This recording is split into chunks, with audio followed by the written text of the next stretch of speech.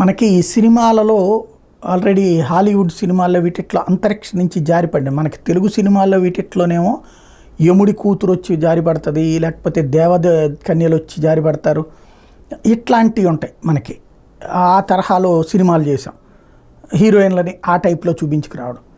But అక్కడేమో Hollywood లాంటి చోట్లేమో గ్రహాంతరవాసులు వచ్చి దాడులు చేస్తారు, ఇట్లాంటివి చూపించుకొచ్చారు. మొన్న అమెరికాలోని ఫ్లోరిడాలో ఒక బిల్డింగ్ దగ్గర ఒక గట్టి రాయి వచ్చి తగిలింది, పెద్ద దెబ్బ తగిలింది ఆ బిల్డింగ్కి. దాని మీద పరిశోధనలు చేసిన దాని మీద వెంటనే ఏమనుకున్నారు, అంతరిక్షవాసులు వచ్చి యుద్ధం చేస్తున్నారని అందరూ భావించేశారు. దాని మీద రకరకాల చర్చలు జరిగినాయి సోషల్ మీడియాలో కానీ దాంట్లో.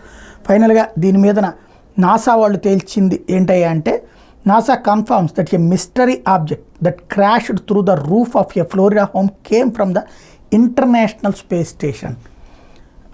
ఏదైతే అంతర్జాతీయ స్పేస్ స్టేషన్ నుంచి వచ్చినటువంటిది, అంతరిక్షంలో ఏర్పాటు చేసినటువంటి స్పేస్ దగ్గర ఏదో మిస్ అయినటువంటి కాన్సెప్ట్ అన్నటువంటిది ప్రధానంగా ప్రొజెక్ట్ చేశారు.